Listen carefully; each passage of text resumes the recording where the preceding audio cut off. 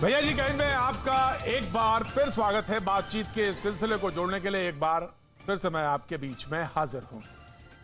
ये तो जो 2021 चल रहा है, ये एक बड़ी जबरदस्त भूमिका रचने वाला है 2022 के लिए, क्योंकि चुनाव होने हैं, बड़े बड़े चुनाव होने हैं 2022 में। तो 2021 में अभी कुछ दिन पहले, यानी कुछ हफ्ते भर पहले की बात है, एक बाइट आई थी उत्तर प्रदेश में। बाइट से मेरा मतलब एक बयान आया था, और जिसमें यह कहा गया था कि आबादी का अगर 20% है तो फिर वो मुख्यमंत्री क्यों नहीं बन सकता, यानी मुसलमान मुख्यमंत्री क्यों नहीं हो सकता। और अब जो बाइट आई है, जो बयान आया है पंजाब से, वहां के मुख्यमंत्री बनने के बाद, वो ये, क्या दलित का बेटा पंजाब का सीएम नहीं बन सकता, यानी बाकी लोगों के पेट में दर्द क्यों है। आज इसी पे बात, इसी मुद्दे पर तमाम सारे मेहमान हमारे साथ जुड़ेंगे, लेकिन सबसे पहले यही देखते हैं कि आर पार के मूड में है कौन कौन। तो सबसे पहले नजर पंजाब के सीएम पे, वो क्या कहते हैं। आम आदमी नू जी दे पल्ले कुछ नहीं सी, जिस घर च जम्मिया उहदे उपर छत नहीं सी प्रॉपर। थल्ले मेरी मां टोबे चों मैं नाल जांदा सी, टोबे विच ते असी गारा लेके आउंदे सी, विच तूड़ी पा के मिला के मेरी मां ने साडा फर्श लिपड़ा, पांडू साडियां कंधां ते फेरदे सी। असीं आप मेरे फादर ने हर घर दे विच टेंट लगाए। सत श्री अकाल जी बैठे। अज कांग्रेस पार्टी ने एक गरीब नू इत्थे तक लिया के बिठा दिता है, जिथे तक मेरी और साडी औकात पहला नहीं। सम्मान होना चाहिए, कहते कहते भावुक हो गए। बिल्कुल सम्मान होना चाहिए। एक हम्बल जिसे कहते हैं अंग्रेजी में, उस बैकग्राउंड से आते हैं और चीफ मिनिस्टर बनते हैं, बड़ी अच्छी बात है। लेकिन बात यहीं तक नहीं रुकती, क्योंकि राजनीति में तो ये एक दृश्य है, और दृश्य के पीछे जो नेपथ्य होता है, यानी जो पीछे होता है और सामने आता है, वो एक राजनीति का अखाड़ा होता है। तो उसके बाद जिनके हाथ में मयान और तलवारें थी, उन्होंने अपनी तलवारें मयान से निकाली, और फिर क्या कहा, इस पर नजर डालिए पहले। आज ही मुझे ये भी मालूम हुआ कि पंजाब में आगामी विधानसभा चुनाव इनके नेतृत्व में नहीं, बल्कि गैर दलित के नेतृत्व में ही लड़ा जाएगा, जिससे भी ये साफ जाहिर हो जाता है कि कांग्रेस पार्टी का दलितों पर अभी तक भी पूरा भरोसा नहीं जमा है। किंतु इनके इस दोहरे चाल चरित्र व चेहरे आदि से वहाँ के खासकर दलित वर्ग के लोगों को जरूर सावधान रहना है। दलित समाज के वोटों का सौदा कर करके दौलत की देवी बनी सुश्री मायावती जी को अगर पंजाब में कांग्रेस ने दलित मुख्यमंत्री बना दिया है, तो आपत्ति क्या है, ये समझ से परे है। क्या दलित समाज आपकी बपौती है? आपने तो दलित समाज का हमेशा सौदा किया है सुश्री मायावती जी। अब मैं आपको एक छोटा सा एक आंकड़ा देता हूं, तो बाकी आप बहुत समझदार हैं, सब जानते हैं। 32% के आसपास बैठता है आंकड़ा, जिसे कहते हैं कि जिस समुदाय से पंजाब के मुख्यमंत्री बनते हैं 32% है, और वो लगभग 18% है उत्तराखंड में, और 21 से 22% के बीच में वो आंकड़ा बैठता है उत्तर प्रदेश में। तो ये एक्सपेरिमेंट हुआ है, और एक्सपेरिमेंट के साथ देखिए राधिका खेड़ा जी मुस्कुराती हुई सामने दिखाई दे रही। कांग्रेस की प्रवक्ता राजीव जेटली जी जवाब देने के लिए भी आज मौजूद हैं बीजेपी की तरफ से। आज अवधेश कुमार जी बिहार से जुड़ रहे हैं, वो जमीनी एक्सपेरिमेंट की बहुत बहुत शुक्रिया, वरिष्ठ पत्रकार हैं। और हमारे साथ जगतार सिंह संघेरा जी जुड़ रहे हैं, आम आदमी पार्टी के प्रवक्ता। बहुत बहुत शुक्रिया जगतार भाई, प्रोग्राम में जुड़ने के लिए बहुत बहुत शुक्रिया, थैंक यू सो मच। तो बहुत छोटा सा सवाल है, बहुत, मुझे जैसे कहते हैं मुख्तसर सा, बहुत छोटा सा सवाल है, और मैं सबसे पहले बीजेपी से ही पूछ लेता हूं, और थोड़ी देर बाद हमारे साथ जब बीएसपी के प्रवक्ता होंगे तो मैं उनसे भी पूछूंगा, बात करूंगा। तो मैं बीजेपी के प्रवक्ता से पूछना चाहता हूं, भाई आपने तो कहा कि अगर पंजाब में सरकार बनी तो मैं एक पिछड़ा, यानी जो दलित है वो चेहरा होगा मुख्यमंत्री का, तो अरे यहां पे बनाए, तो आपने इस पे क्यों सवाल उठा दिया, आपको क्यों लग रहा है? तमाम सारी बातें आप कह रहे हैं, ये हैं तो चेहरा तो आपको तो स्वागत करना चाहिए, क्यों बताइए जेटली जी। पिक्चर सिनेमा के अंदर बीच में एक एडवर्टीजमेंट आती है 10-15 मिनट की या 5-10 मिनट की। इस तरीके के मुख्यमंत्री अगर बनाए जाएंगे तो मुझे लगता है उस पूरे समाज का अपमान होगा जिस समाज को बार बार कोट किया जा रहा है कि आपका मुख्यमंत्री बनाया गया है। आप देखिए हरीश रावत जी ने क्या बात कही है। हरीश रावत जी ने जो बात कही है उससे एक बात तो स्पष्ट हो गई कि ये केवल मात्र 2-3 महीने, अब 3 महीने भी ज़्यादा लग रहे हैं, लेकिन 2-3 महीने के मुख्यमंत्री हैं। हमारा चुनाव जो है वो नवजोत सिंह सिद्धू जी के नाम पर लड़ा जाएगा और उनके चेहरे पर लड़ा जाएगा। तो कांग्रेस ने तो बिल्कुल साफ कहा। देखिए साहब, देखिए मैं राजीव जी, मैं एक बात बोलूं, आपकी कोई तब्दीली हो, आपके सूबे की कोई तब्दीली हो, आपका कोई मुख्यमंत्री बने, वो हम्बल बैकग्राउंड से आए तो सब ठीक, लेकिन अगर कांग्रेस का आए तो आप कहते हैं अरे ये तो लगता है इसके पीछे कहीं कुछ और है, ये चेहरा वास्तविक नहीं है। जेटली साहब। नहीं, हमने अभी तक, देखिए प्रतीक जी, हमने तो अभी तक कुछ भी नहीं कहा, किसी भी बारे में कुछ नहीं कहा। अच्छा, देखिए पंजाब के अंदर जो इल्जाम लगे हैं ना, पंजाब में जो इल्जाम लगे हैं ना, वो कांग्रेस पार्टी ने ही कांग्रेस पार्टी पे लगाए हैं। नवजोत सिंह सिद्धू जी ने राहुल गांधी पर लगाए हैं कि मुझे भाजपा के पास राहुल गांधी ने भेजा। अब देखिए चन्नी जी के ऊपर इल्जाम लगाया तो वहां की महिला अधिकारी, IAS अधिकारी ने लगाया। अब ये हरीश रावत जी ने जो इल्जाम लगाया है, और क्योंकि हरीश रावत जी एक बड़े सीनियर लीडर हैं कांग्रेस पार्टी के, नॉर्मली वो जो ऊपर का उनके आदेश होते हैं उनको नीचे तक वही पहुंचाते हैं। और चन्नी जी का जो पहला ट्वीट था, जो आपके पास जानकारी आई थी किसे मुख्यमंत्री बनाया जा रहा है, वो भी हरीश रावत जी ने बताया था। हमें तो पता नहीं था कि नवजोत सिंह सिद्धू के नाम पर चुनाव लड़ा जाएगा, ये बात भी हरीश रावत जी ने ही बताई है। तो आप बताइए भारतीय जनता पार्टी बीच में कहां से आ गई? भारतीय जनता, कैप्टन साहब ने इल्जाम लगाया तो वो उन्होंने नवजोत सिंह सिद्धू पे लगाया, नवजोत सिंह सिद्धू ने उसी इल्जाम को आगे कर दिया, राहुल गांधी पे डाल दिया कि राहुल गांधी का षड्यंत्र था। अच्छा ठीक है, आज जितने भी पैनलिस्ट हैं सब अलग अलग हैं, सारे अलग अलग हैं। मैं आ रहा हूं, मैं बिल्कुल आपकी बात पूरी राजीव जी, पूरी बात सुनी जाएगी। धर्मवीर चौधरी जी भी जुड़ गए हैं बसपा से। और धर्मवीर जी, मैं ये जानना चाहता हूं, बहन जी ने आज जो बात कही कि ये दोहरे चाल चरित्र का चेहरा, कि कैसे दलित, आपका दलित असली, बाकी दूसरी पार्टी का दलित नहीं, वो दोहरा हो गया, दोहरे चरित्र वाला हो गया, कैसे समझाइए। नहीं, मैं आपको समझा देता हूं। देखिए पिछले 60 साल में कांग्रेस के चाल चरित्र चेहरे को आपने अच्छी तरह पढ़ा है। जब आदरणीय परम पूज्य बाबा साहब जो है, जब कानून मंत्री थे, मैं उस समय की बात कर रहा हूं, इन्होंने 60 साल में बाबा साहब को भारत रत्न दिया। जब बाबा साहब लोकसभा में चुनाव लड़ रहे थे तो कांग्रेस ने उनके पीए को उनके सामने खड़ा करके लोकसभा का चुनाव हरवाने का काम किया। तभी बाबा साहब ने कहा था अपने अनुयायियों से कि इस कांग्रेस के चाल चरित्र चेहरे को अच्छी तरह देख लो और कभी इसके 4 आने के मेंबर भी मत बनना। अगर कांग्रेस दलितों का भला कर पाती तो मान्यवर साहब काशीराम जी को बहुजन समाज पार्टी बनाने की धर्मवीर जी एक बात बताइए, जय भीम का नारा आप भूल गए और जय श्री राम आप लगाने लगे और आप कहने लगे कि वो भूल गई, कांग्रेस बदल गया। कैसे भाई, ये मुझे बताइए। आप कौन से सम्मेलन करा रहे हैं आजकल? नहीं, आप आजकल कौन से सम्मेलन करवा रहे हैं, मुझे बताइए ना, कौन से सम्मेलन करवा रहे हैं? मैं बता देता हूं आपको, मैं आपको बताता हूं, मुझे 10 सेकंड दीजिएगा। 15 सेकंड। बहुजन समाज पार्टी संवैधानिक पार्टी है। हमारा घोषणा पत्र भारत का संविधान है, हम उसके हिसाब से चलते हैं।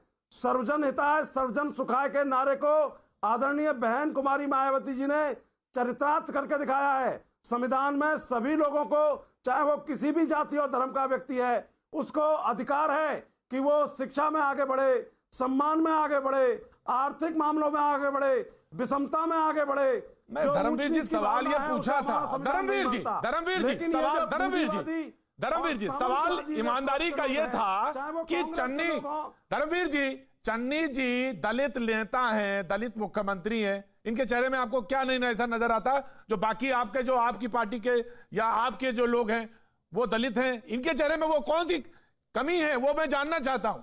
वो कौन सी कमी दिख रही है आपको, यही तो लोग जानना चाहते हैं। नहीं, इनके चेहरे में कमी नहीं है। हाँ। अगर कांग्रेस इतनी ही दलितों की हितैषी होती तो 4.5 साल पहले ये चन्नी साहब को मुख्यमंत्री बनाते। इनके चाल चरित्र चेहरे में दोगलापन है कांग्रेस के। ये कांग्रेस जो है दलितों का भला करने का डिंडोरा राधिका खेड़ा, आपसे मतलब कांग्रेस के चरित्र में दोगलापन है जो है जी। सिद्धू साहब के चेहरे पर लड़ेंगे, ये चिन्नी साहब के चेहरे पर नहीं लड़ेंगे। ये इनका दोगलापन है, इससे हमें परेशानी है। राइट, ये इससे परेशानी है। परेशानी ये है कांग्रेस का जो असली चेहरा है वो इनके नेताओं की कथनी करनी से सामने आ गया। सोनिया गांधी, प्रियंका गांधी, राहुल गांधी क्या ये एक दलित के बेटे के भाई के बच्चे के शपथ ग्रहण समारोह में पहुंचे? यही इनकी सामंतवादी सोच है। ये नहीं जाएंगे वहां सम्मान बढ़ाने के लिए। हाँ, इनको दलितों के वोट जरूर चाहिए। जो दलित को राधिका खेड़ा, नहीं है। Radhika Khera, now you please listen. Dharmvir Chaudhary, now you please listen. Radhika Khera, भैया ये आवाज कहां चली गई हमारी? इससे पहले आपको मेरी आवाज मिल रही है? जी राधिका मिल रही है, आवाज आ रही है। Now you please continue. Prateek ji, 20 सितंबर 2021 इतिहास में गढ़ा जाएगा और सबसे पहले आज के दिन मैं पंजाब की जनता को बधाई देती हूं कि पंजाब को इतिहास में पहली बार एक दलित मुख्यमंत्री मिला। और आज सही मायने में जो बातें हम सुनते आते थे, कई लोग जुमले फेंकू की तरह फेंकते आते थे, सबका साथ सबका विकास, आज सही मायने में पंजाब में सबका साथ हमें देखने को मिला है। पंजाब की जनता को इस बात की बहुत बहुत बधाई, इस देश को इस बात की बहुत बहुत बधाई कि एक लौते मुख्यमंत्री हमारे दलित भाई, एक नौजवान मुख्यमंत्री पंजाब को मिले और एक लौते दलित मुख्यमंत्री इस देश में है। अब आते हैं बैठ के यहाँ पे जो दोनों पार्टी के नेताओं ने चर्चा की। सबसे पहले मैं बसपा के जो साथी हैं यहाँ पे जो अभी बोल रहे थे उनको बता दूं, राहुल जी आज चन्नी जी की ओथ सेरेमनी में वहां थे और बतौर आज कांग्रेस पार्टी में रणदीप सिंह सुरजेवाला जी ने अभी थोड़ी देर पहले अपनी प्रेस वार्ता करी और बतौर शिमला जा रहे थे। मैं आपके बीच में नहीं बोली थी, मनाने के लिए शिमला जा रहे थे, वो समय से नहीं पहुंचे वहां पर। मुझे अपनी बात वो पिकनिक मनाने के लिए अपनी मम्मी के साथ में शिमला जा रहे थे। उनको दलित के बच्चे बेटे से कोई मतलब नहीं है। वो तो गाड़ी चंडीगढ़ से घूम के जा रही थी तो वो पहुंच गए और पहुंचे भी वो लेट। मुझे बोलने दीजिए, मैं आपका सम्मान करती हूँ, मुझे बोलने दीजिए। अब आई बात कांग्रेस पार्टी के हमारे नेशनल दलितों का तो सम्मान नहीं करती, मेरा क्या सम्मान करेंगे? आप महिला का सम्मान नहीं करते, आपकी नेता एक महिला है, एक दलित महिला है, आप एक महिला पे टीवी पे सम्मान नहीं कर रहे, बोलने नहीं दे रहे, क्यों आप मुझे मेरे हक से वंचित कर रहे? बोलने दीजिए सर। मैं वापस आती हूँ अपनी बात पर। आज हमारे मुख्य प्रवक्ता पार्टी के कम्युनिकेशन हेड रणदीप सिंह सुरजेवाला जी ने थोड़ी देर पहले प्रेस वार्ता करी और उस प्रेस वार्ता पे साफ तौर से बहन कुमारी मायावती जी को चैलेंज किया है कांग्रेस पार्टी में। अगर आप में हिम्मत है, अगर आप में दम है और आप सच्चाई में दलितों की साथी हैं, आप एक दलित लीडर है बहुत बड़ी इस देश की जिसकी हम सब रिस्पेक्ट करते हैं, तो हम चाहते हैं कि बहन कुमारी मायावती जी आगे आए और डिक्लेयर करे कि जो उनका साथ गांठ और साथ मिलके जो वो अकाली के साथ पंजाब में चुनाव लड़ रही है तो उनका मुख्यमंत्री चेहरा भी एक दलित ही होगा, तभी तो पंजाब की जनता उनकी सुनेगी। क्या इतनी हिम्मत है बहन कुमारी मायावती जी में? नहीं है। आपकी नेता दूसरी बात पे कांग्रेस ये घोषणा करे, ये घोषणा करे कि हम आदरणीय बहन कुमारी मायावती जी को कांग्रेस जो है वो प्रधानमंत्री बनाएंगे, इस देश की प्रधानमंत्री एक दलित महिला को बनाएंगे, ठीक है, नेता को बनाएंगे। धर्मवीर जी, आदरणीय बहन कुमारी मायावती जी को कांग्रेस घोषित करे कि हम प्रधानमंत्री बनाएंगे, मैं आपका स्वागत करूंगा। एक मिनट प्रतीक जी, इनसे बोलती हूँ, क्या आपने डिबेट शुरू करी? आप यहाँ पे दलितों की, पिछड़ों की आवाज बन के, बसपा के नेता बन के सामने बैठे हैं, लेकिन डिबेट शुरू होने से अब तक आपने एक बार भी उनको बधाई नहीं दी और वेलकम नहीं किया। आपको आगे आके कहना चाहिए कि हम कांग्रेस को बधाई देते हैं कि उन्होंने एक दलित मुख्यमंत्री इस देश को दिया। मुख्यमंत्री इस समय देश में है जो दलित है। इस देश में जितना नुकसान कांग्रेस ने दलितों का किया है, इस देश में जितना नुकसान ओबीसी समाज का किया है, इस देश में जितना नुकसान अल्पसंख्यक समाज का किया है वो कांग्रेस ने किया है। इसके लिए कांग्रेस जिम्मेदार है। और आज जो ये बोलने दीजिए धर्मवीर जी, बोलने दीजिए। सोच की शक्तियां भारत में बैठी हुई है सत्ता में, धर्मवीर इसके जी लिए भी कांग्रेस जिम्मेदार है। ठीक है, ठीक है, ठीक है जी। Radhika please complete your sentence. जी, रही बात भाजपा की, तो देखिए भाजपा का चाल चरित्र चेहरा चाहे उत्तर प्रदेश में हो चाहे कहीं पे भी हो, हमने देखा है वो तो हमेशा से, चाहे ऊना हो, उत्तर प्रदेश हो, हाथरस हो, वो तो हमेशा से दलितों के खिलाफ रहे हैं, स्वर्ण और हर जाति के खिलाफ है। सिर्फ कुछ सूटी बूटी अपने मित्रों के साथ है मोदी जी, बाकी उनको देश से फर्क ही नहीं पड़ता जी। हमने देखा कहीं पे हाथरस की बेटी को न्याय मिला क्या? ऊना में जो दलितों की पिटाई हुई उनको न्याय मिला क्या? किस तरीके से दलितों पे, पिछड़े वर्गों के ऊपर अपराध बढ़े हैं हिंदुस्तान में। अरे इनके नेता और इनके जो मंत्री हैं वो तो जाके जो दलितों को मारते हैं, पीटते हैं उत्तर प्रदेश में, उनको जाके माला पहनाते हैं। ये तो हम सब ने देखा। राइट राधिका, राजीव को बोलना चाहते हैं? छोटा जी, Rajiv please reply very quick. बस मैं 5-7 सेकंड के अंदर अपनी बात रख दूंगा प्रतीक जी। इससे पहले कि डिबेट आगे जाए, कांग्रेस की प्रवक्ता कम से कम हिदायत लेके तो आई होंगी अपनी पार्टी से। इन्हें बोलिए, ये बोल करके जाएंगी कि चुनावों के अंदर और चुनावों के बाद भी हमारे मुख्यमंत्री यही रहने वाले हैं। क्या ये बोल के जाएंगी कि हमारा चुनावों का जवाब सुनिए, वो जवाब सुनिए, रहेंगे? एक सेकंड, नवजोत सिंह सिद्धू या कोई दूसरा लीडर नहीं रहेगा, ये बोल के जाइए आप। राइट राधिका जी, मैं इनका जवाब दे देती हूँ। कांग्रेस पार्टी, नवजोत सिंह सिद्धू जी जो हमारे प्रदेश के अध्यक्ष हैं और हमारे जो पंजाब के मुख्यमंत्री हैं चन्नी जी, उन्हीं के चेहरों पर चुनाव लड़ेगी और हर कांग्रेस कार्यकर्ता के चेहरे पे चुनाव लड़ेगी। देखा प्रतीक जी, मैंने बोला था ना आपको, ये हरीश रावत झूठ नहीं बोल रहे थे। हरीश रावत झूठ नहीं बोल रहे थे, बिल्कुल ठीक कह रहे हैं वो। ये चन्नी थोड़े टाइम के मुख्यमंत्री हैं। राजीव जेटली जी, मैं बात कंप्लीट कर रही हूँ। अरे बता तो दिया आपने, और क्या बताओगे इससे ज्यादा? सुनिए, और रही बात कांग्रेस पार्टी का मुख्यमंत्री चेहरा कौन होगा, तो जैसे इस समय आपको डर क्यों लगता है नवजोत सिंह सिद्धू से इतना?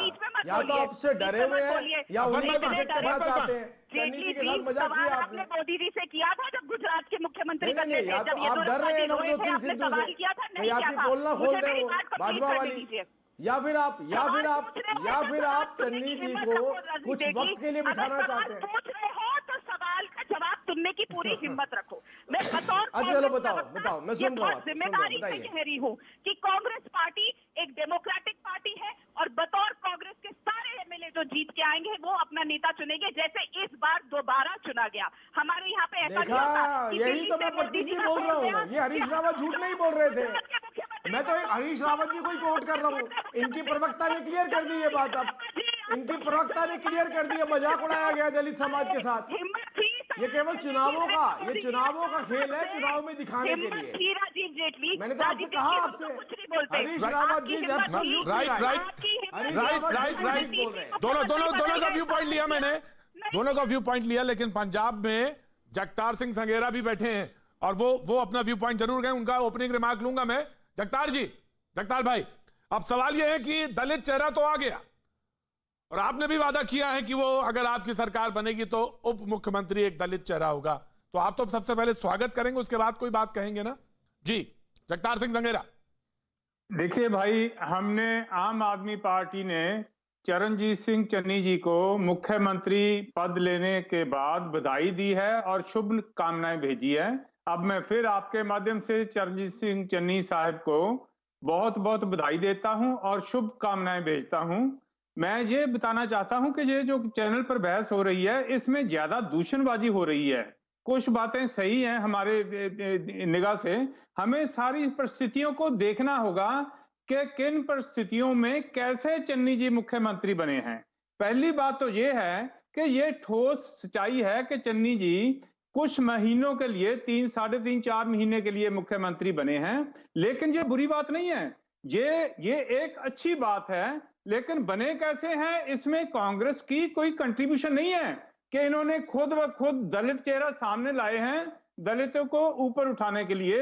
वैसे चन्नी जी एक अमीर व्यक्ति हैं, उसमें कोई बात नहीं, हमें कुछ उससे लेना देना नहीं है। वो तो कह रहे हैं कि जमीन उनकी माँ जमीन लेती थी, पिताजी उनके टेंट लगाते थे, वो कहाँ अमीर आदमी, वो तो कह रहे बड़े हम्बल ग्राउंड से हैं। तो करने दो ना पूरी, मुझे मैं तो सवाल पूछ रहा हूँ ना। मैंने तो कहा हमें उससे कोई ऑब्जेक्शन नहीं है, लेकिन इन्होंने जो डेमोक्रेसी की बात कर रही है कांग्रेस ने वोटिंग से चेहरा चुना था सुखजिंदर रंधावा पे सिद्धू जी ने ऑब्जेक्शन किया और इनकी जो रीसेटलमेंट थी उसमें दलित चेहरा सामने आ गया। सो इनका कॉन्शियस डिसीजन नहीं है, ये इनको करना पड़ा परिस्थितियों में। नंबर 2 पर ये भी सही है कि ये चन्नी साहब को मुख्यमंत्री का चेहरा नहीं बनाने जा रहे इलेक्शन में।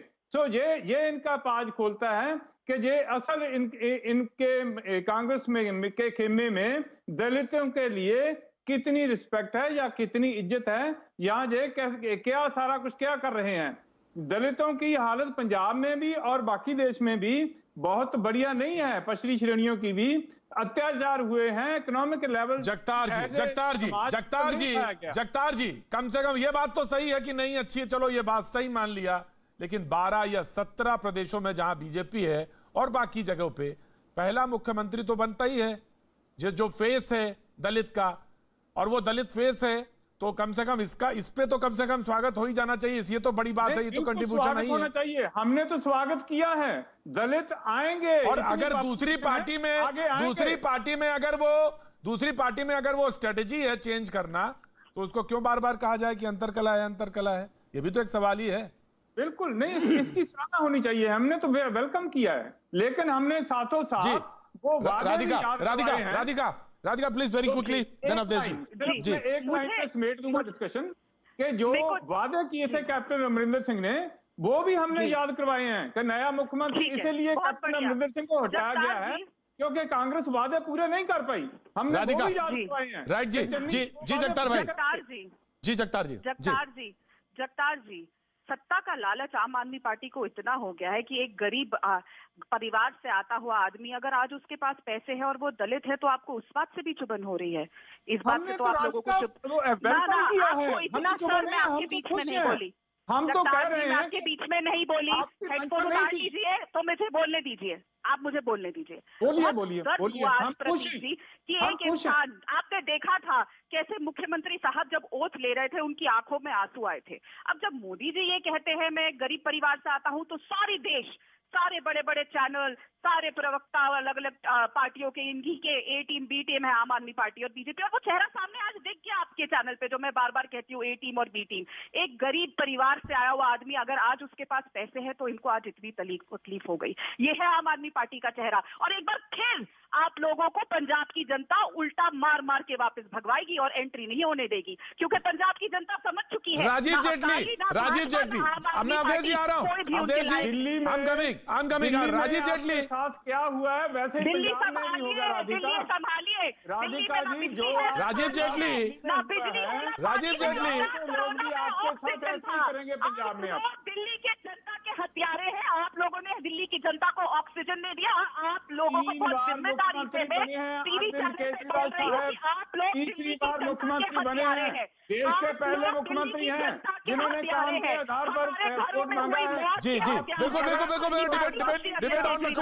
डिबेट ऑन रखूंगा। राजीव जेटली जी, मुख्यमंत्री के आंखों में आंसू थे और वो भावुक हो गए। उनके आंसू आपको आंसू नहीं लगते, उनके ऊपर आपका कोई वो नहीं, और बाकी जब आपकी पार्टी में कहीं से आंसू निकला है तो आप उसको खबर बना लेते हैं भावुक होने। तो ये भी तो एक बात है जिसको राधिका इशारा कर रही हैं। नहीं, उनकी आंखों में आंसू नहीं आने चाहिए। उनकी आंखों में आंसू शायद इसलिए आए होंगे कि मेरे साथ कितना भद्दा मजाक किया। अरे कम से कम अगर आपने ऐसा निर्णय लिया था कि केवल चुनावों से पहले 2-3 महीने के लिए उनको मुख्यमंत्री बनाना है, तो कम से कम सार्वजनिक तो ना करते उस बात को, लोगों को तो ना बताते कि हमारा जो चेहरा है वो ये नहीं होने वाले हैं। चन्नी, आपको इतना कमजोर चेहरा नजर आता है कि अगर नहीं, आपको इतना कमजोर चेहरा नजर आता है कि आपको आगे बढ़ के ये बताना पड़ेगा कि हमारा चेहरा कौन होने वाला है। आप अपमान मत कीजिए उनका, आपने बनाया तो उस बात की गरिमा भी बना के रखिए। आपने उन्हें मुख्यमंत्री बनाया तो मुख्यमंत्री की तरह ट्रीट भी करिए उनको। अरे मुख्यमंत्री की तरह सम्मान भी दीजिए उनको, मुख्यमंत्री की तरह सम्मान भी दीजिए उनको। वो अभी मैं किसी का कैरेक्टर असैसिनेशन नहीं करने वाला हूँ, मैं किसी का कैरेक्टर असैसिनेशन नहीं करूंगा। वो अभी तक, अरे यार ये क्या बोल रहे हैं?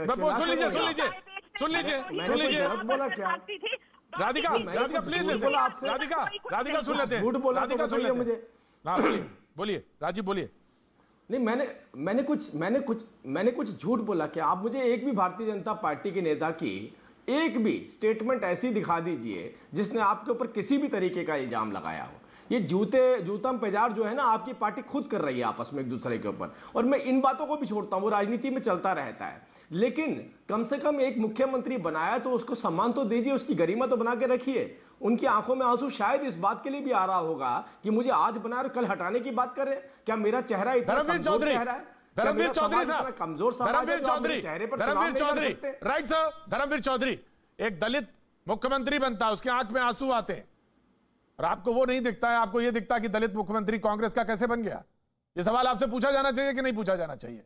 धर्मवीर भारती, धर्मवीर जी, सॉरी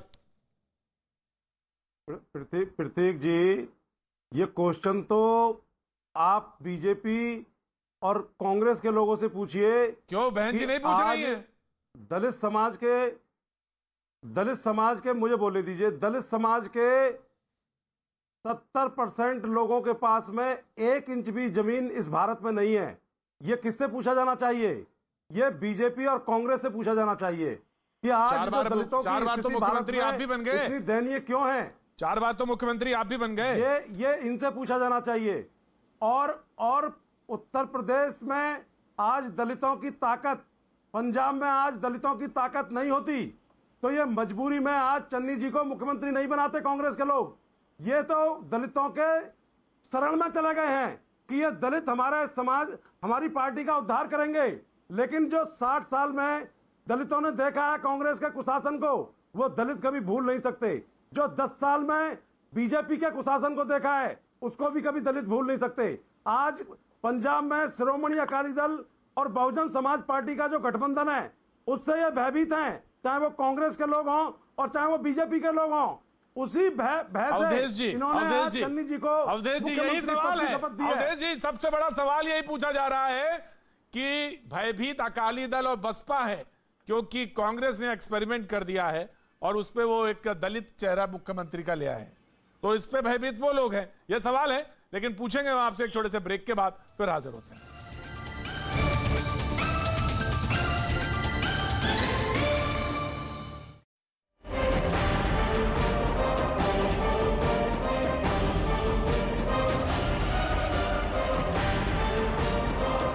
में आपका एक बार फिर स्वागत है। बातचीत के सिलसिले को जोड़ने के लिए एक बार फिर से मैं आपके बीच में हाजिर हूं और सीधे अपने मेहमानों के साथ जुड़ना चाहूंगा।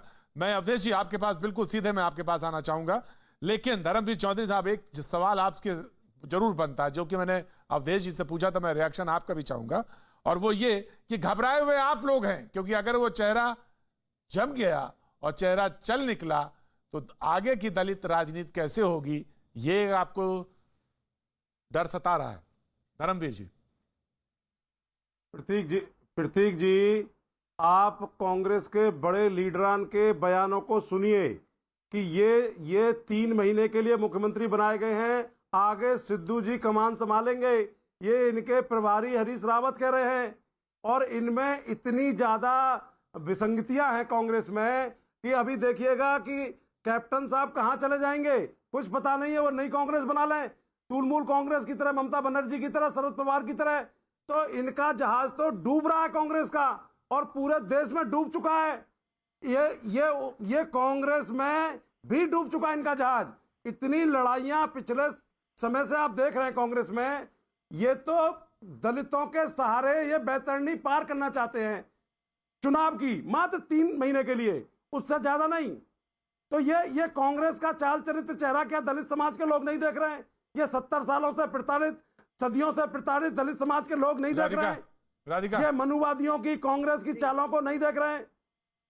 राधिका जी जी जी, बहुत अच्छा लग रहा है। ये बार बार दलित समाज के लिए बोल रहे हैं, उनके प्रवक्ता है बसपा के तो बोलेंगी, लेकिन इनको सबके मुंह में दही जम जाती है। प्रतीक जी, जब उत्तर प्रदेश में दलितों के खिलाफ अन्याय होते हैं, क्या इतनी जोर से इन्होंने योगी जी से सवाल पूछे थे जब वो एक दलित भाई के घर जाते हैं तो वहाँ पे खुशबूदार साबुन देखते हैं? हम योगी जी से भी पूछते हैं, हम मोदी जी से भी पूछते हैं, हम कांग्रेस से भी पूछते हैं। अगर दलित समाज, आदरणीय बहन कुमारी मायावती जी, आज दलित समाज के पूरे देश के लोग चट्टान की तरह खड़े हैं, तो वो बहुजन समाज पार्टी के साथ खड़े हैं। दलितों के सम्मान को, स्वाभिमान को बचाने का, आगे बढ़ाने का काम अगर किसी ने किया है तो वो बहुजन समाज पार्टी ने किया है। बोल लिए। और हम दलितों के ही नहीं, हम सर्व समाज के हितैषी हैं। सर्वजन हिताय, सर्वजन सुखाय के नारे के साथ में। अवधेश कुमार जी, मैं आ रहा हूँ राधिका, अवधेश कुमार जी, माफी के साथ अवधेश कुमार जी, अवधेश कुमार जी, आ रहा हूँ राधिका, आ रहा हूँ अवधेश कुमार जी। तो ये डर सता रहा है, और ये डर सता रहा है पार्टियों को, और जिस तरह से चेहरा बना है उसको लेकर ये खतरा बन रहा है क्या? देखिए, पहले मैं शुरुआत यहां से करूंगा कि मेरा दलित अच्छा, उनका दलित बुरा, मैं दलितों के प्रति नैतिक, मेरा पिछड़ा अच्छा, उनका गलत, मैं असली पिछड़ों का हितैषी, मेरा पटेल जातिवादी नहीं, उनका पटेल तो घोर जातिवादी, मैं इस समय ब्राह्मणों का सबसे बड़ा हितैषी, फलाना पार्टी तो ब्राह्मण के लिए कुछ काम ही नहीं की है, मैं सबसे बड़ा हिंदुत्वनिष्ठ, वो तो नकली हिंदुत्वनिष्ठ। ये जो भारतीय राजनीतिक परिदृश्य में सभी दलों में कम या ज्यादा मात्रा में दोहरापन है, और जो दिशा भ्रम का चरित्र है, उस पर आप क्या टिप्पणी कर सकते हैं? इसलिए ये बहुत, इस पर एक अलग से आपने आरंभ में बहुत अच्छा विषय रखा था। मैं धर्मवीर जी बोले, राधिका बोली, लेकिन ये तो देखना पड़ेगा ना कि कांग्रेस ने वाकई पहला पंजाब का दलित मुख्यमंत्री दिया है, लेकिन किन परिस्थितियों में दिया है ये भी देखना पड़ेगा। पहली बात है, आखिर आपने एक जट सिख को और एक पिछड़े को उसके साथ लगा दिया है। जैसे बीजेपी ने उत्तर प्रदेश में एक सन्यासी को बनाया था, एक पिछड़ा और दलित को डिप्टी चीफ मिनिस्टर बना दिया। तो कांग्रेस ने दलित के बजाय एक समीकरण साधने की राजनीति चली। अब इसको आप दलित हितैषी कह सकते हैं बाकी, लेकिन दूसरी पार्टियां ऐसा नहीं करती, तब जाके कांग्रेस की आलोचना की जा सकती है। लेकिन दूसरी पार्टियां ऐसा करती है। जहां तक इसकी राजनीति का प्रश्न है, देखिए, मायावती जी का स्टेक जो है वो उत्तर प्रदेश में है। पंजाब चुनाव में 1.5% पिछली बार उनको वोट मिला था। हालांकि पहले बसपा का वहां अच्छा जनाधार था, कांशीराम वहीं से आते थे, लेकिन वो जनाधार इनका खत्म हो चुका है। बीएसपी का कोई आज की स्थिति नहीं है कि आज भय होगा। उत्तराखंड में उनका कोई स्टेक नहीं है, और उत्तर प्रदेश में केवल शुद्ध राजनीति से देखें तो कांग्रेस 6.25% की वोट की पार्टी है। वो इस समय ज्यादा धक्का देने की स्थिति में नहीं है। उनके लिए कोई चुनौती है बसपा के लिए तो वो बीजेपी है। तो तीसरी बात जो मैं कह रहा हूं, देखिए, कोई भी दलित मुख्यमंत्री ये नहीं कह सकता है कि केवल अपनी समुदाय के वोट की बदौलत हम मुख्यमंत्री बने। किसी भी समुदाय का व्यक्ति हो, चरणजीत सिंह चन्नी के क्षेत्र का भी आंकड़ा देखेंगे तो उनको जितने वोट मिले हैं वो वहां के दलितों के समस्त समुदाय से ज्यादा है। दलितों की स्थिति क्यों नहीं सुधरी है? अरे भाई, ये आरएसएस, बीजेपी, कांग्रेस के लोगों ने दलितों की स्थिति को क्यों नहीं सुधारा है? आप इस पर पूछिए, और मेरा क्वेश्चन आपसे यह है, इस पर जवाब दीजिए। अनुसूचित जाति जनजाति को राजनीतिक क्षेत्र में, नौकरी के क्षेत्र में आरक्षण किस पार्टी ने दिया था संविधान के तहत? कांग्रेस नहीं दिया था, उस समय कांग्रेस ही थी। तो जो जिसने किया है, आज जो लोग विधानसभा संसद में है, ये कांग्रेस के आरक्षण की बदौलत है, और कोई पार्टी उसको हटा नहीं रही है। आपकी सत्ता भी 2007 से 2012 तक लोगों ने देखा है। मायावती जी भी, ये तो भला हो बाबा साहब के संविधान का और बाबा साहब का जो उन्होंने ऐसा कानून बनाया जो ओबीसी के हितों के लिए, दलितों के हितों के लिए ये देश में आरक्षण की व्यवस्था लागू हुई। नहीं तो ये कांग्रेस के लोग और बीजेपी के लोग तो इस आरक्षण को भी खत्म करना चाहते हैं, और ना ये बैकलॉग की भर्तियां बनना चाहते। इनकी मंशा ये है कि ये दलित पनप ना जाए, ये ओबीसी के लोग पनप ना जाए। समाजवादी सोच के लोग हैं, चाहे वो कांग्रेस और चाहे वो बीजेपी के लोग हों। धर्मवीर जी सुन लीजिए, जी बात कंप्लीट कर लीजिए। उत्तर दे सकते हैं। देखिए, कहानी क्या सुनूं मैं, प्रतीक जी? अरे भैया सुन लेना, आपकी क्या सुनी जाएगी महाराज? आप क्या बोल रहे हैं? मैं तो आपकी ही बात कर रहा हूं कि क्या आप ये दावा करेंगे कि आप उत्तर प्रदेश में केवल दलितों की राजनीति करते हैं और केवल दलित वोट से आप जीत जाएंगे? जमीन तो नहीं आप है, ब्राह्मण सम्मेलन क्यों कर रहे कौन है? हैं? ये पूछिए आप डिबेट में बीजेपी के और कांग्रेस के प्रवक्ताओं से। और आप करेंगे तो अच्छे, बीजेपी करेगी तो बुरी, आप करेंगे अच्छे, समाजवादी पार्टी करे तो बुरी, बसपा करे तो अच्छे, ब्राह्मण संघ बजाएगा, हाथी चढ़ता जाएगा। आपने नारा जो है बसपा ने तो काम करके दिखाया है। उत्तर प्रदेश में दलितों के विकास का मॉडल प्रस्तुत किया है, सर्व समाज का विकास का मॉडल प्रस्तुत। धर्मवीर जी सुनिए, ऑडियो डाउन। धर्मवीर जी सुन लीजिए आराम से। अवधेश जी पूरा कंप्लीट करिए जल्दी। जी कंप्लीट करिए। धर्मवीर जी बहुत उत्तेजित करते हैं। जी जी मैं जो एक इसमें सैद्धांतिक बात करना चाहता हूं कि देखिए, समाज के वंचित तबके का हर स्तर पर उद्धार हो, राजनीति में आए, शीर्ष पर पहुंचे, पार्टियां महत्व दे, ये होना ही चाहिए। लेकिन मूल बात यह नहीं होता है किस समुदाय का मुख्यमंत्री बना है। मूल बात यह होता है कि जो मुख्यमंत्री बना है वो मुख्यमंत्री की क्षमता योग्यता है नहीं है। वो जो मुख्यमंत्री बना है वो उस समुदाय के लिए और उसके साथ साथ अन्य समुदायों के लिए क्या काम करता है, ये ज्यादा मायने रखता है। मैं पूछ रहा हूं, मैं एक सवाल उठाता हूं, गुजरात में इस समय पटेल मुख्यमंत्री है क्योंकि पटेल नाराज है। क्या नरेंद्र मोदी लोकप्रिय नहीं थे? नरेंद्र मोदी को केशुभाई पटेल के विद्रोह के बावजूद गुजरात की जनता ने वोट दिया था। क्या उसमें पटेलों का वोट नहीं था? क्या अमरिंदर सिंह के नेतृत्व में जो कांग्रेस 77 सीटें लेके आई थी उसमें दलितों का वोट नहीं था?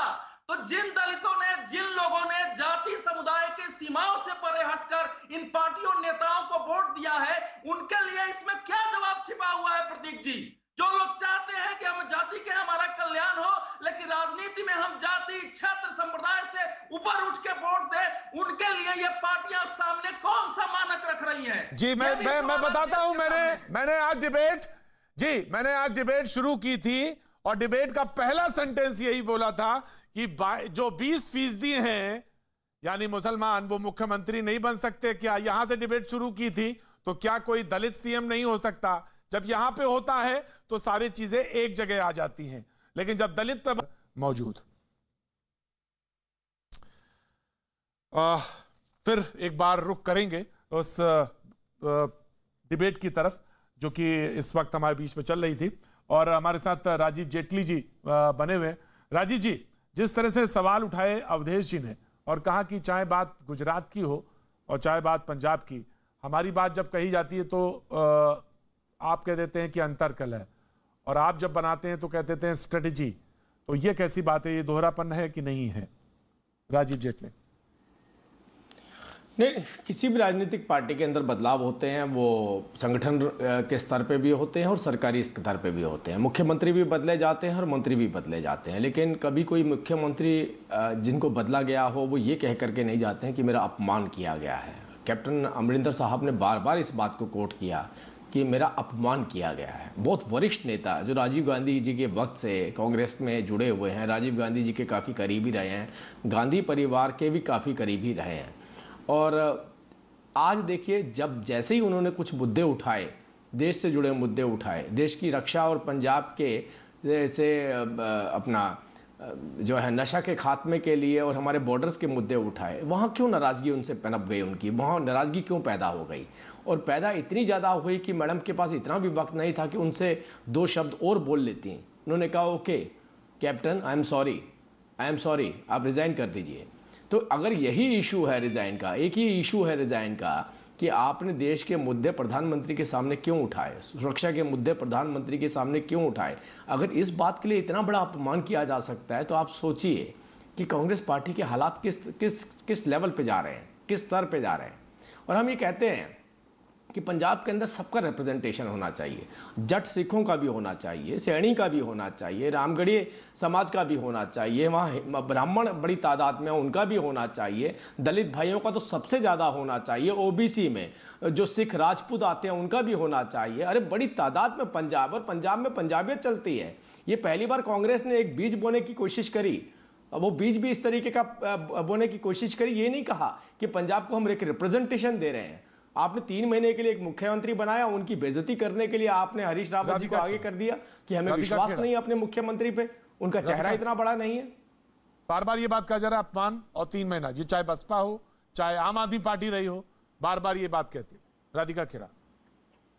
सबसे पहले तो प्रतीक जी, महंत नरेंद्र गिरी महाराज जी की जो मृत्यु की खबर आई है उससे मैं बहुत स्तब्ध हूँ और बहुत दुखी भी हूँ। ईश्वर उनकी आत्मा को शांति प्रदान करे और मोक्ष प्रदान करे। अब रही बात जो राजीव जेटली साहब कह रहे हैं, तो देखिए कहीं भी कोई परिवार होता है, शायद इन लोगों का परिवार नहीं है, क्योंकि जो भाजपा है हम उसमें आए दिन देखते हैं, दिल्ली से ऑर्डर आता है, मुख्यमंत्री बदल जाता है, 3-4 महीने में 3-3 मुख्यमंत्री बदल जाते हैं। फोन आया दिल्ली से, मुख्यमंत्री बदलो, उत्तराखंड के मुख्यमंत्री 2-2 बार बदल गए। फोन आया दिल्ली से, येदियुरप्पा जी को इस्तीफा देना पड़ा। फोन आया दिल्ली से, गुजरात के मुख्यमंत्री बदल दीजिए गए। तो समझ सकते हैं वहां पे परिवार है ही नहीं, तो मतभेद मनभेद कुछ समझ ही नहीं आता है इनको। ऑर्डर आता है, ऑर्डर पे सब चल देते हैं। कांग्रेस पार्टी एक बहुत बड़ा परिवार है, और परिवार में जब भाई बहन, माँ बाप, चाचा चाची, ताऊ ताई, सब तरीके जो रिश्ते होते हैं, आपस में मनभेद कभी कभी हो जाते हैं, तकरार भी होते हैं। प्रतीक जी, हम लोगों के घरों में भी होते हैं, हमारा अपने तो पिताजी राजस्थान में कब हो रहा है? चाचा जी से होता है। राधिका जी, राजस्थान में, छत्तीसगढ़ में कब हो रहा है? राजस्थान छत्तीसगढ़ में कुछ नहीं हो रहा प्रतीक जी, वहां की सरकारें अपना काम कर रही है। मुख्यमंत्री भूपेश बघेल जी बहुत बढ़िया काम कर रहे हैं, हमने देखा किस तरीके से किसानों के लिए काम कर रहे हैं, वहां की हर आम जनता के लिए काम कर रहे हैं, स्कूल हो, किसान हो, सब खुश है। और उसी तरीके से राजस्थान ने तो कोरोना की लड़ाई में नई इतनी अच्छे से लड़ाई लड़ी कि वहां पे 0 केसेस आते हैं, और उनका तो हवाला दिया गया कि भिलवाड़ा मॉडल, और हमने उस पर कई बार चर्चा भी करी। तो किस तरीके से राजस्थान छत्तीसगढ़ की सरकारें सब अपना काम कर रही हैं, और ऐसा कुछ नहीं होने वाला। मैं जानती हूँ, गाड़ी में बिठा के पेट्रोल भी खर्च करते हैं और उनकी बात भी नहीं मानी जाती। आप क्यों इतनी तकलीफ ले रहे हैं? वो तो आज कह रहे हैं कि मेरा मंत्रिमंडल का विस्तार नहीं होने दे रहे। अच्छा, नहीं, मैं आपका पेट्रोल की बात कर रहा हूँ, पेट्रोल का खर्चा कम करिए। जब बात माननी नहीं है तो यहाँ से बार बार उठा के जयपुर भेज देते हैं, फिर वापिस आ जाते हैं। ये कह रहे हैं मुख्यमंत्री मेरी बात ही नहीं मान रहे। तो आप बताइए, परिवार का मतभेद, दिस दैट, लेकिन मुद्दा तो ये था, आपने कैप्टन साहब का अपमान क्यों किया? आपने कैप्टन साहब का अपमान क्यों किया? मुद्दा ये था, इसका जवाब मांग रहे थे आपसे। सुनिए तो, कैप्टन साहब के अपमान पे तो कुछ बोल दीजिए। छत्तीसगढ़ भी चले गए, राजस्थान भी चले गए, हिसार भी चले गए, कहीं जा रहे हो। कैप्टन साहब का अपमान क्यों किया आपने? सुन लीजिए। बड़ी हंसी आ रही है प्रतीक जी की पेट्रोल हम भरा रहे हैं, पैसे हमारे कट रहे हैं। दुख बड़ा राजीव जेटली जी को हो रहा है कि भाई पेट्रोल का खर्चा हो रहा है, हमारे पैसे। नहीं, मेरे को दुख नहीं हो रहा है, मुझे दुख नहीं हो रहा। आपके माखन साहब को दुख हो रहा है। वो कह रहे हैं मुझे प्रभारी किस बात का बनाया है, जो वहाँ भेज देते हैं, बार बार मेरी बात ही नहीं मानी जा रही। भाजपा नहीं है ना जेटली साहब कि शाह साहब और मोदी जी ने ऑर्डर दिया चलो इस्तीफा दो, और गुजरात के मुख्यमंत्री ने इस्तीफा दिया चलो। अरे आपके पंजाब में प्रेस कॉन्फ्रेंस करके बोला जो सोनिया गांधी निर्धारित करेंगे वही हमारा मुख्यमंत्री होगा। कहाँ विधायकों की बात आई बताइए? आपने तो प्रेस कॉन्फ्रेंस करी इस बात की। मुख्यमंत्री के आंसू नहीं, आपने तो प्रेस कॉन्फ्रेंस करी पंजाब में कि सोनिया गांधी, हमारी परंपरा रही है, हमारा परिवार ही निर्धारित करता है हमारा मुख्यमंत्री। बताइए, मैं दोनों को रोक रहा हूं क्योंकि इस वक्त एक बड़ी खबर, फिर से मैं उस खबर की तरफ रुख कर रहा हूं, प्रयागराज से जो लगातार आ रही है। अखाड़ा परिषद के अध्यक्ष महंत नरेंद्र गिरी का निधन की खबर आ रही है। संदिग्ध परिस्थितियों में मौत की खबर है। सभी बड़े आला अधिकारी मौके पर मौजूद हैं, और यह बड़ी खबर प्रयागराज से आती हुई अखाड़ा परिषद के अध्यक्ष नरेंद्र गिरी की मौत से जुड़ा हुआ है। बागंबरी पीठ के पीठाधीश्वर, और बड़ी महती, बड़ी भूमिका रही है उनकी लगातार, जिस तरह से कुंभ को करने में और तमाम सारी धार्मिक पहलुओं पे वो लगातार आते रहे हैं, बोलते रहे हैं, और उस पर एक ये बड़ी खबर आती हुई उनका शव मिला है, और जिस पर की तमाम संदिग्ध परिस्थितियों में बताया जा रहा है। हमारे साथ हमारे सहयोगी अजित लगातार मौजूद हैं। अजित जी, ये खबर जो है इसमें बार बार यह कहा जा रहा है कि संदिग्ध परिस्थितियों में, तो ऐसे सवाल क्यों उठ रहे हैं? देखिए, बिल्कुल उनका शव जो है वो फांसी से लटका हुआ मिला है मठ के अंदर, जिसको लेकर ये कहा जा रहा है कि संदिग्ध परिस्थितियों में ये उनकी मौत हुई है। क्या इसके पीछे और कोई वजह हो सकती है? फिलहाल इलाहाबाद के जो अजित, मैं आपसे एक बार फिर से इलाबोरेट करना चाहूंगा। आपने कहा कि उनका जो शव मिला है वो उस पे फांसी फंदा लगा हुआ था, ये आप कह रहे हैं? जी बिल्कुल, फांसी के फंदे से लटका हुआ उनका शव मिला, और ये बात एसपी ने खुद वहां पुष्टि की, चूंकि अखाड़ा परिषद के अध्यक्ष थे। उस बात को लेकर अब जांच की जा रही है, लेकिन प्रथम दृष्टया पुलिस की तरफ से यही कहा जा रहा है कि क्या ये आत्महत्या है या फिर इसके पीछे कोई और वजह है, हम जांच कर रहे हैं। लेकिन अभी फिलहाल उनका शव जो है फांसी के फंदे से लटका मिला, उसको शव को अपने कब्जे में पुलिस ने ले लिया, और अब उस पूरे मामले की जांच की जा रही है, क्योंकि जांच पड़ताल के बाद ही स्पष्ट हो पाएगा कि मौत की असली वजह क्या है, हैंगिंग है या फिर किसी और वजह से उनकी मौत हुई है, उनका शव फंदे पर कैसे पहुंचा। तो इन सब को लेकर पुलिस जांच में जुटी है। जो आईजी हैं, एसएसपी हैं, सभी लोग पहुंचे। फिलहाल पुलिस की तरफ से प्रथम दृष्टया यही कहा जा रहा है कि जो संदिग्ध परिस्थिति है, उनके 100 को फंदे से लटका 100 मिला है, यानी उनकी जो डेड बॉडी है वो लटकी हुई मिली है। तो उसको लेकर अब पुलिस जांच में जुट रही है कि क्या ये आत्महत्या है, किस वजह से, अगर आत्महत्या है तो किस वजह से हुई, या फिर उनके 100 को टांगा गया। तो इन सभी बिंदुओं पर अब पुलिस जांच करेगी। फिलहाल पुलिस अभी प्रतीक यही कह रही है कि फांसी के फंदे से लटका हुआ 100 मिला है, ये आत्महत्या हो सकती है। तो एक बड़ी खबर इस वक्त प्रयागराज से आती हुई कि अखाड़ा परिषद के अध्यक्ष नरेंद्र गिरि जी का शव जो मिला है फांसी के फंदे पर मिला है, और वो उनकी संदिग्ध परिस्थितियों में मौत हुई है। इसमें तमाम सारे सवाल लगातार बने हुए। प्रयागराज से बाघंबरी पीठ के पीठाधीश्वर थे और तमाम महत्वपूर्ण भूमिका रही है, चाहे अखाड़ों से जुड़े हुए कार्यकलाप रहे हो या धार्मिक क्रियाकलाप, उस पर उनकी बड़ी महती और बड़ी भूमिका रही है। और ये एक बड़ी खबर इस वक्त बाघंबरी पीठ के पीठाधीश्वर और अखाड़ा परिषद के अध्यक्ष नरेंद्र गिरि जी के आत्महत्या की बात बताई जा रही है। महंत नरेंद्र गिरि जी के निधन और उस पर जो संदिग्ध परिस्थितियां, उस पर यह बार बार कहा जा रहा है कि आत्महत्या है, और इस पर भी तमाम सारे सवाल बने हुए हैं। इस पर तमाम बड़े आला अधिकारी इस वक्त घटनास्थल पर मौजूद हैं। मठ के लोगों से लगातार पूछताछ हो रही है और हमारे साथ हमारे सहयोगी लगातार अजित बने हुए हैं। अजित, जो अभी प्रारंभिक रिपोर्ट आई है उसमें जो जिस तरह की चीजें सामने निकल के, बड़े संत रहे हैं, बड़े संत हैं, बहुत सारे लोगों के बीच में उनका उठना बैठना है, बहुत सारा बाघंबरी पीठ है वो भी अपने आप में बहुत देश की बड़ी प्रतिष्ठित और आस्थावान पीठ है, उसमें उसके पीठाधीश्वर। तो ये तमाम सारे सवाल हैं कि आखिर ऐसी क्या स्थितियां परिस्थितियां बनी होंगी जिसमें ये कदम या जो संदिग्ध परिस्थितियां बनी वो क्यों और उसकी वजह क्या रही होगी, इस पर क्या कुछ जानकारी मिल पाई है अजीत जी? देखिए, बिल्कुल प्रतीक, इसी बात की जांच पुलिस कर रही है कि चूंकि अखाड़ा परिषद के अध्यक्ष रहे हैं, वो अयोध्या हो, काशी हो, मथुरा हो, सब जगह उनकी एक अपनी मान्यता थी। और जो जितने संत हैं उसमें भी अपनी उनकी एक पहचान थी, प्रतिष्ठित थे। मुख्यमंत्री से लेकर प्रधानमंत्री तक सब जगह उनका आना जाना था। और बड़ी पीठ है बाघंबरी की, जो गद्दी है वहाँ की, और कुंभ से लेकर हर जगह वो आगे रहे और अपनी बात के लिए, अपने मुखर और प्रखर बात के लिए आना जो है नरेंद्र गिरि जाने जाते रहे। हर मुद्दे पर खुलकर वो बोलते थे, कोई भी छोटा मुद्दा हो, बड़ा मुद्दा हो, देश से जुड़ा मुद्दा हो, सब मुद्दों पर बोलते थे। तो आखिर उनकी जो उनका 100 लटका फंदे पर मिला हुआ है, उसके पीछे की क्या वजह है, क्या उन्होंने वाकई में आत्महत्या की है, क्या उसके पीछे और कोई वजह है, इन्हीं सब बिंदुओं की जांच पुलिस कर रही है। हालांकि पुलिस की तरफ से अभी यही कहा गया है कि उनका जो 100 था वो फंदे से लटका मिला है, उसको कब्जे में ले लिया गया। अब जांच की जा रही है। जो आसपास के लोग हैं, जो मठ के अंदर लोग थे, उस कमरे के आसपास लोग थे, उनसे पुलिस पूछताछ कर रही है। और अब जब डेड बॉडी का पोस्टमार्टम होगा उसके बाद क्लियर हो जाएगा कि मौत का कारण क्या है, असली वजह क्या है, हैंगिंग है या फिर इसके पीछे कोई और वजह है। तो अभी फिलहाल ये कह पाना मुश्किल होगा प्रतीक की आखिर मौत की वजह क्या है, जब तक पीएम रिपोर्ट नहीं आई थी। और यही बात जो पुलिस के आला अधिकारी हैं, यही बात उन्होंने भी कही कि अभी इस पूरे मसले की जांच की जा रही है, संदिग्धता क्या है। लेकिन फिलहाल उनका 100 चूंकि लटका हुआ मिला है फंदे से, तो इन बिंदुओं की जांच जरूर की जाएगी। और इसके लिए बाकायदा वहाँ आईजी, एसएसपी, डीआईजी सभी लोग मौके पर मौजूद हैं। प्रतीक, एक बड़ी घटना, बड़ी खबर आती हुई प्रयागराज से, जहां पे बाघंबरी पीठ के पीठाधीश्वर, अखाड़ा परिषद के अध्यक्ष कई मर्तबा के, और वो उनका जो शव है वो मिला है फंदे पे, फांसी के फंदे पे मिला हुआ है लटकते हुए, जिसको कि पुलिस ने इसकी पुष्टि की है।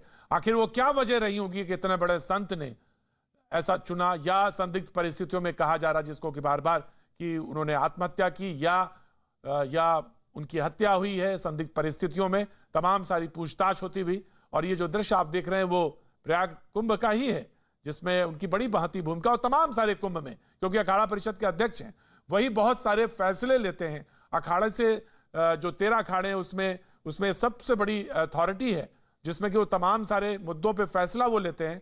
और वो लगातार बने हुए थे इस पद पर, और उनकी सहमति से, तमाम सारे अखाड़ों की सहमति से वो इस पे चुने गए थे दोबारा भी। तो लगातार उनकी एक, चाहे मंदिर के, राम मंदिर को लेकर रहा हो उनके बयान रहे हो, या राम मंदिर को लेकर उनके प्रयास रहे हो, या तमाम कुंभ से लेकर उनके जुड़े हुए तमाम प्रयास रहे हो, उसमें उनकी बहुत बड़ी और महती भूमिका रही है। तो लेकिन एक बड़ी खबर इस वक्त ये कि उनका निधन हो गया है, और संदिग्ध परिस्थितियों में ये कहा जा रहा है कि फांसी के फंदे पे लटके हुए मिले।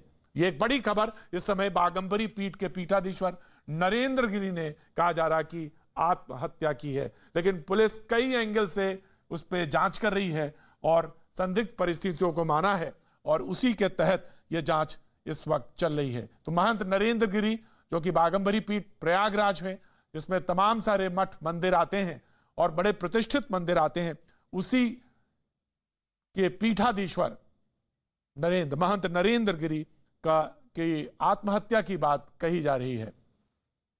अजित हमारे साथ, हमारे सहयोगी लगातार बने हुए हैं। अजित, महंत जी की बड़ी भूमिका रही है, चाहे कुंभ रहा हो, चाहे तमाम सारे पहलू, जिसमें वो मंदिर का भी एक पहलू है जिसमें वो लगातार प्रखर रूप से बोलते रहे। लेकिन ऐसी क्या स्थितियां, परिस्थितियां बनी होगी जब इतने बड़े संत ने ऐसा फैसला लिया होगा? अगर आत्महत्या की बात कही जा रही है, आईजी ने भी आत्महत्या की पुष्टि की है, तो ऐसी क्या स्थितियां, परिस्थितियां बनी होगी कि इतने बड़े संत जो लीड करता है, जो समाज को लीड करता है, उसमें आत्महत्या की सोचे? ऐसी क्या स्थिति रही होगी? देखिए, बिल्कुल प्रतीक, आपने सही बात कही कि इतना बड़ा संघ जो देश से लेकर सभी मुद्दों पर पकड़ रहे हो और हर मुद्दे पर खुलकर बोलते रहो, कभी पीछे नहीं हटते थे, चाहे हिंदुत्व का मुद्दा हो, राम मंदिर का मुद्दा हो, काशी मथुरा का मुद्दा हो। उन्हें आत्महत्या करने की क्या जरूरत पड़ी? क्या वाकई में वो आत्महत्या है या फिर इसके पीछे कोई और वजह है? क्योंकि जिस परिस्थितियों में उनका शव मिला, इसलिए पुलिस बार बार कह रही है कि संदिग्ध अवस्था में मिला है, या ये आत्महत्या हो सकती है या इसके पीछे कोई और वजह हो सकती है। जांच के बाद ही पता चल पाएगा। लेकिन एक दुखद बड़ी खबर जरूर है, दुखद खबर है। संत समाज में भी बाकायदा शोक की लहर है। अयोध्या के जो हनुमानगढ़ी के महंत है राजू दास, उनका भी बयान अभी है। उन्होंने कहा कि ये प्रखर और व्यक्तित्व के धनी व्यक्ति है, ये आत्महत्या नहीं कर सकते। तो इस तरह के बहुत सारे सवाल अभी खड़े होंगे। लेकिन फिलहाल पुलिस की तरफ से यही कहा जा रहा है कि हमने शव को अपने कब्जे में ले लिया, पोस्टमार्टम कराया जाएगा, पोस्टमार्टम के बाद ही पता चल पाएगा कि मौत की वजह क्या है। लेकिन जो संदिग्ध परिस्थितियों में उनके शव को बरामद किया गया, उसको लेकर पुलिस जांच कर रही है। जो मठ के आसपास के लोग मौजूद थे, जो उस समय वहां मौजूद थे, उनसे पुलिस पूछताछ कर रही है। हालांकि अभी अंदर बहुत सारे लोगों को जाने नहीं दिया जा रहा बाघंबरी मठ के अंदर, और जांच की जा रही, क्योंकि बड़े संत का शव बरामद हुआ और हिंदुस्तान के प्रतिष्ठित अखाड़े के जो अखाड़ा परिषद है उसके अध्यक्ष रहे हैं। तो इन सब बिंदुओं की जांच पुलिस की तरफ से की जा रही है।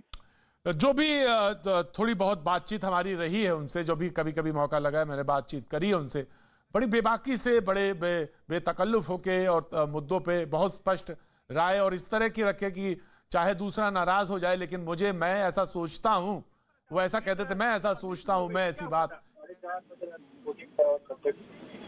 अचानक वहाँ पहले हमारे बसाला पड़ती है कि वहाँ कुछ काम करने वाले वो भी रहते हैं, उसके बगल में विद्यार्थी को पढ़ते हैं वो भी। तो उसके बाद अचानक वो अल्लाह तो कुछ नहीं, लेकिन बसाले में से अचानक से लोग दौड़ते हुए भागे, कोई गिरने का आशंका नहीं, दौड़ के बाद बच्चे भी भाग सकते, वही जो देखते समय से भागना। फिर धीरे धीरे लोग दिखने लगे, फिर शंका ही फिर 2 गाड़ियाँ पुलिस वाले के बाद क्या हुआ उन्होंने बताया कुछ पहुंच नहीं है, फिर वापस चला गया, फिर वापस आया।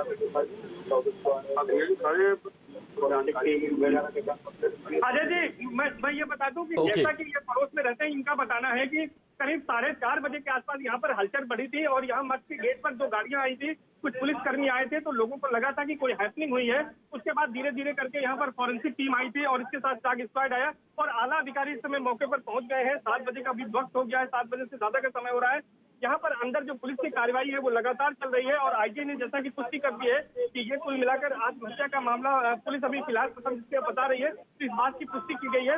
अंदर मीडिया को जाने नहीं दिया जा रहा है और इस वक्त आप देख सकते हैं कि बाहर किस तरह लोगों की यहाँ पर भीड़ लगी हुई है, किस तरह से मजमा लगा हुआ है। इस घटना के बाद एक बड़ी घटना है और प्रयागराज के लिए बहुत बड़ी क्षति कहेंगे महंत नरेंद्र गिरी का इस तरह से जाना।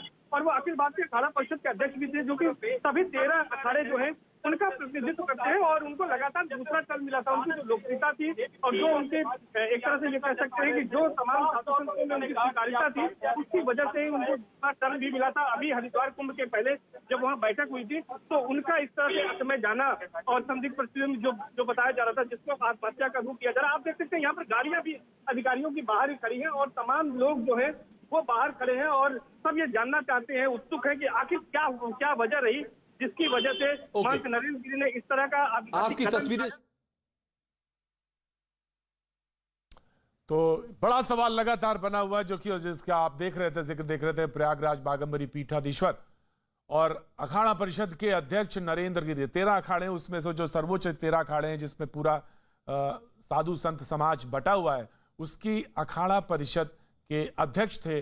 लेकिन सवाल सबसे बड़ा ये है कि जिसको कि पुलिस ने पुष्टि किया है कि आत्महत्या है, लेकिन ऐसा क्या हुआ? इतने बड़े संत जो समाज को एक तरह से दर्पण है, समाज के तमाम सारे लोग उनकी तरफ देखते हैं, ऐसी क्या स्थितियां, परिस्थितियां बनी जिसके बाद महंत नरेंद्र गिरि जी ने आत्महत्या की सोची। ये बात अपने आप में बहुत सोचने और समझने वाली बात। इस वक्त जो सबसे बड़ी खबर और शॉकिंग खबर है जो कि प्रयागराज से इस वक्त आ रही है, और वो ये कि महंत नरेंद्र गिरि जी ने आत्महत्या कर ली।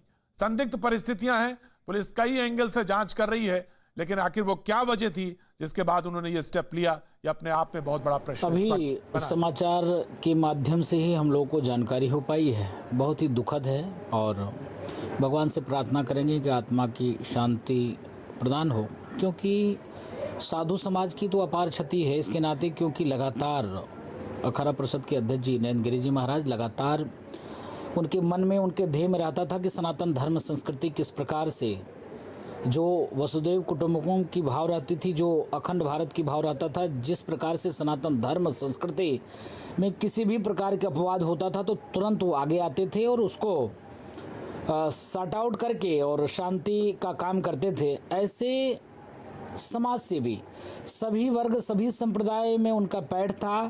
सभी संप्रदाय के लोग उनको मानते थे, सभी वर्ग के लोग भी मानते थे, यहाँ तक कि अन्य धर्म के भी लोग उनको मानते थे।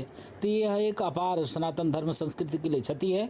हम लोगों में अपार पीड़ा है, दुख है, और इस दुख की घड़ी में मैं भगवान से प्रार्थना करता हूँ कि उनके जो शिष्य हैं उनको, और उनके जो भक्त हैं, जो उनके मानने वाले हैं, सबको भगवान शांति प्रदान करें, उनको स्वस्थ और सुरक्षित रखें, यही कामना है। तो राजू दास जी थे जो वहाँ अयोध्या से हनुमानगढ़ी के महंत हैं, वो वहाँ पे बात बता रहे थे। शॉकिंग खबर आती हुई प्रयागराज से। हमारे साथ महामंडलेश्वर उमाकांत सरस्वती जी फोन लाइन पे जुड़ रहे हैं। उमाकांत जी, ये जिस तरह की खबर आ रही है महामंडलेश्वर जी, ये बहुत अपने आप में शॉकिंग है। पुलिस ने कहा है, अभी जो खबर है, प्रारंभिक खबर, उसमें ये कहा कि आत्महत्या है, तो कई एंगल से उसमें जांच की जा रही है, लेकिन अपने आप में एक बहुत बड़ा प्रश्न कि इतना बड़ा साधु, इतने बड़े संत, आखिर क्या वजह रही होगी, क्यों ऐसा स्टेप लिया, ये अपने आप में बहुत शॉकिंग है, बहुत अचरज में और अचंभे में डालने वाला है। उमाकांत जी। जी जी, ये बहुत दुखद है। हमको तो आपके माध्यम से भी खबर मिली, बाहर है अभी हम, और ऐसे पवित्र और महान संत जिन्होंने अखाड़े के लिए, संतों के लिए और समाज के लिए पूरा जीवन समर्पित किया, यूं तो सबका शरीर छूटता है, लेकिन इस तरह की सूचना बहुत दुखद है कि ऐसा कैसे हुआ है। फिर भी उन्होंने रहते हुए अपने जीवन में राष्ट्र के लिए, संस्कृति के लिए, साधु समाज के लिए, अखाड़े के लिए बहुत काम किया है। उनकी बड़ी पवित्र छवि रही है और उनसे लोग प्रेरणा लेते रहे हैं। बस ये घटना इस तरह से हुई है, ये दुखद है। और ये क्यों, सवाल तो इस बात का भी है क्योंकि अगर तमाम सारे एंगल से जांच हो रही है, लेकिन एक संत क्या इस स्थिति तक पहुंच सकता है, ये भी, क्योंकि वो तो निदान देता है, और जब वो स्थिति पे पहुंच जाए तो क्या स्थितियां रही होंगी, परिस्थितियां, इसका अनुमान ही बस लगाया जा सकता है। उमाकांत जी, ये बहुत शॉकिंग है, और जो सनातनी है और उसके अलावा भी समाज में, क्योंकि मार्गदर्शक हैं आप, वहां पे अगर वो ऐसी स्थिति में पहुंच जाए तो अपने आप में बहुत सोचने और विचारणीय प्रश्न बन जाता है। उमाकांत सरस्वती जी। जी, संत तो होते ही हैं कि विषम परिस्थितियों को सम करके जीते हैं। अब निश्चित ही इस तरह की घटना घटी है तो उसके भी बर्दाश्त से बाहर कोई ऐसी घटना घट गई। नहीं तो संतों का काम ही है कि परिस्थितियां विपरीत रहे, दुखद रहे, फिर भी वो दूसरों को मार्गदर्शन देता है, और ये भी देते रहे हैं मार्गदर्शन, संभालते रहे अखाड़े के सभी संतों को। लेकिन क्या ऐसी घटना घट गई जिसके कारण ये हुआ है, ये सचमुच बहुत दुखद है और विचारणीय है। उमाकांत जी, कोई प्रसंग, कोई बात कहना चाहते हैं उनके व्यक्तित्व से जुड़ी हुई, क्योंकि बहुत बेबाक संत रहे हैं और बड़ी तमाम धर्मों में उनकी पैठ भी थी, तमाम धर्म के लोग उनसे मिलते भी रहे। मंदिर की, जब मंदिर की बात हो रही तब भी उनकी एक बड़ी महती और बड़ी भूमिका रही है, और जहां तक कुंभ मेला है उसमें भी एक बड़ी भूमिका रही है। तो कुछ कहना चाहते हैं?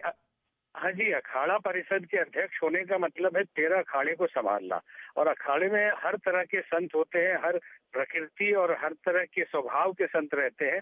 उनको संभालने की बड़ी खूबी उनके अंदर थी। अलग अलग धर्मों के लोगों में भी समन्वय करते रहे, समाज के और अपने अखाड़े के, भारतीय संस्कृति के विचार को बड़ा मुखर होकर उठाते रहे। एक बड़े ही सशक्त और आत्मबल संपन्न व्यक्तित्व के साधु रहे वो। हमारी तो हमेशा मुलाकात होती रही, कुंभों में भी, ऐसे भी हरिद्वार में, प्रयागराज, हम वहाँ जो लेटे हुए हनुमान मंदिर में उनसे भेंट होती रही है। तो बड़े सरल, सहज और प्रखर और आत्मबल के संपन्न थे। बहुतों को ये बताना बहुत जरूरी होगा कि जो बागंबरी पीठाधीश्वर हैं थे, तो बागंबरी पीठ है, ये वही पीठ है जिसमें प्रयागराज का जो बहुत महत्वपूर्ण मंदिर है, जिसकी जिक्र पूरे देश में चर्चा होती है, लेटे हुए हनुमान जी, ये वही पीठ है जहां से वो उसके पीठाधीश्वर थे। तो सवाल ये है कि अभी जो शॉकिंग खबर लगातार जो आ रही है इस वक्त प्रयागराज से, कि उसके पीठाधीश्वर और अखाड़ा परिषद के अध्यक्ष महंत नरेंद्र गिरि जी ने आत्महत्या कर ली। और ये शॉकिंग खबर लगभग 4:30 बजे खबर पता चली। उसके बाद तमाम सारे पुलिसकर्मी, तमाम बड़े आला अफसर और मीडिया कर्मी वहाँ महंत जहाँ पे मठ है उसके आसपास एकत्रित हुए। और ये लगातार खबर जो है इस वक्त बनी हुई है सुर्खियों में।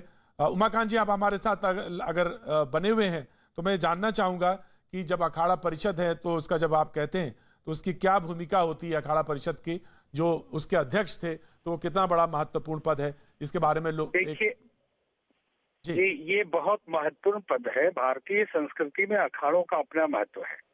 जितने साधु समाज है उनको संगठित करके और अलग अलग अखाड़े बने हैं जो राष्ट्र की रक्षा के लिए, संस्कृति की रक्षा के लिए और साधुता के लिए साधु जीते हैं।